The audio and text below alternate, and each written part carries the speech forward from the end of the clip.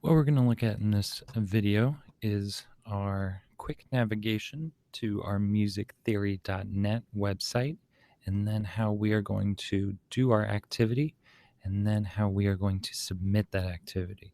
So, what we want to do first from our Schoology page, this is our Strings 6 page. We're going to go down to our purple folder for games and resources. We're going to click there. From there, we're going to see our musictheory.net note ID exercise. We'll click here, and then we'll click on our blue line here. And this will take us to a new tab. And from here, this is our exercise. What we are going to want to do, though, is we're going to want to customize our exercise. So up here in the top right corner, we're going to click on our gear icon. This is for our settings. So our standard clef that we start with is our treble clef for violins. So if you play violin, you can leave this alone.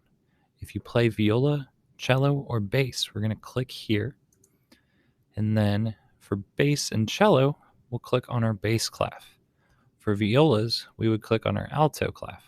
But what we see is when we click for our new clef, it does not uncheck the old clef. So we'll want to make sure we uncheck the old clef there. Once we've set our clef, we're going to go back to the main settings page. Then what we're going to do is we are going to click on our range. Now, what we're going to want to do is we're practicing our lines and spaces of the normal staff, our first 5 lines. So what we can do is we can click and drag our notes so that way they fit right on our 5 lines. So we're going to want it to look like this, and this will be the same for all of our instruments, having all 5 of our lines here. Once we've done that, we're going to click back to our main settings page, and then we're going to see our positions should be for lines and spaces, and that is good. The last thing we're going to need to change is down here for accidentals. We aren't going to worry about those right now, so we're going to click that off. And now everything should be okay. So we're going to go ahead and we're going to click off of there, and it takes us to our normal exercise. So what we'll see is our notes that we can guess. We have this line of notes that have a hashtag or a sharp sign next to them. We aren't going to use any of those.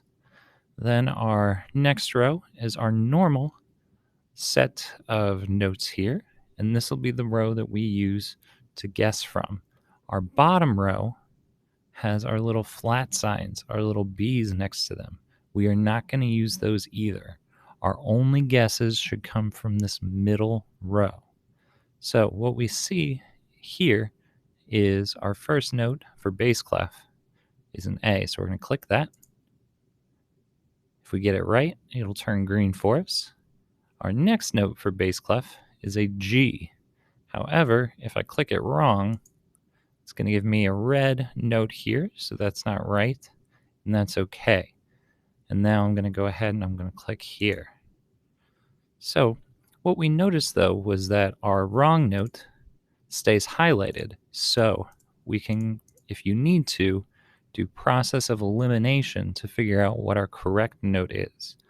But what we see here is that it tracks how many we've gotten incorrect, and then it gives us our percentage here. So our goal is to get the highest correct percentage we can. If you feel like you want to reset your exercise and start fresh, we can click on the 3 dots here, and then we can click on Reset Score. We'll reset there, and back up here, we're up to 0 and 0. So what you're going to do is you'll do 20 exercise guesses, and we'll get that up there. And once we've gotten our 20, we are then going to come back to our 3 dots. We're going to click on Show Progress Report down at the bottom there. Then we're going to sign the report to generate a code. So I'm going to type in my name here, and I'm going to click Sign Report. Then I'll click on Copy Link, And then in our Schoology assignment, what you would do is you would attach that link to the assignment. Hopefully everything should work nicely from there for us. So,